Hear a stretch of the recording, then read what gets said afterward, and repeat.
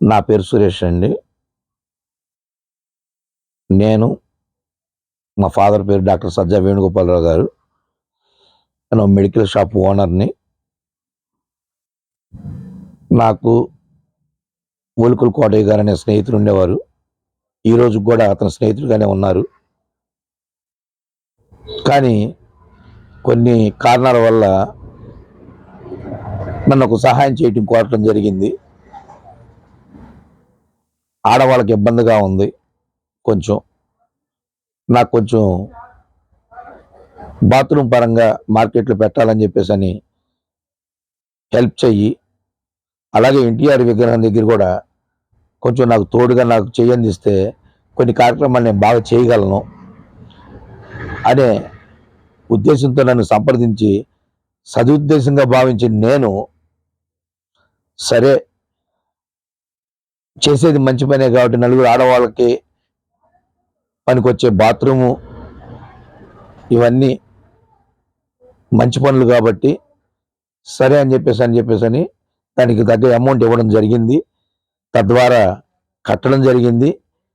కట్టిన తర్వాత ఎటువంటి ఇన్ఫర్మేషను నేను కట్టానని చెప్పడం కానీ, దాని గురించి వివరించడం కానీ, ఎటువంటి విషయం ఇదిగో అని చూపించడం కానీ ఏమీ జరగలేదు. తద్వారా ఒకరోజు వెళ్ళి ఇదేనా మీరు కట్టింది అని చెప్పేసి నేను చెక్ చేసుకోగా ఈ విషయాన్ని ఇచ్చినట్లు కూడా నేను మా అమ్మ వాళ్ళకి కానీ మా నాన్న మా ఇంట్లో వాళ్ళకి కానీ ధృవీకరించలేదు. కానీ ధృవీకరించిన తర్వాత కనీసం నీ పేరన్నా కానీ నువ్వు చెప్పలేదు, అడగలేదా అని నన్ను ప్రశ్నించడం జరిగింది. ఆ విషయంలో నేను ఇప్పుడు వరకు ఒక స్నేహితుడు ఈ విధంగా చేసినందుకు చాలా బాధపడుతున్నాను. అందువల్ల నా పేరు నలుగురికి తెలిసే విధంగా నేను వాళ్ళ కోసం చేశాను కాబట్టి, వాళ్ళ నిమిత్తం లేడీస్ కోసం, వాళ్ళ సత్ప్రయోజనాల కోసం ఏంటంటే వాడు ఇబ్బంది పడకూడదు అని చెప్పిన ఒక్క మాట కోసం కట్టుబడి నేను ఈ యొక్క నిర్ణయం తీసుకొని ఆ బాత్రూమ్ లెటిన్ కట్టించడం జరిగింది, డబ్బులు ఇవ్వడం జరిగింది. కానీ ఏ రోజు అమౌంట్ బాత్రూము వీటన్నిటికి నిమిత్తం ఒక 20,000, సాంస్కృతిక కార్యక్రమాల కోసం అని చెప్పేసి ఒక 30,000 వరకు, మొత్తం 50,000 వరకు ఇవ్వడం జరిగింది.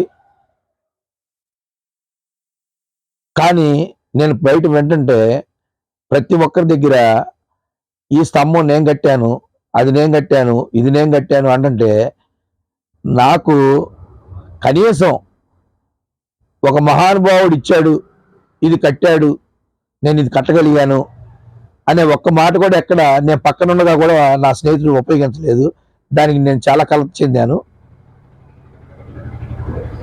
నా పేరు రాకపోయినా బాధపడలేదు, కానీ నేను కట్టానే కానీ ఎవరు డబ్బులు ఇవ్వలేదు.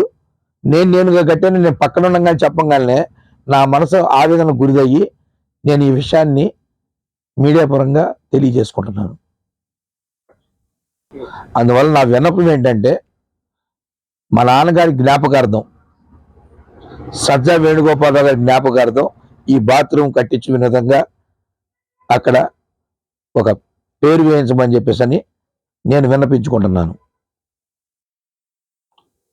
మీడియా ద్వారా నేను అతన్ని కోరుతున్నాను.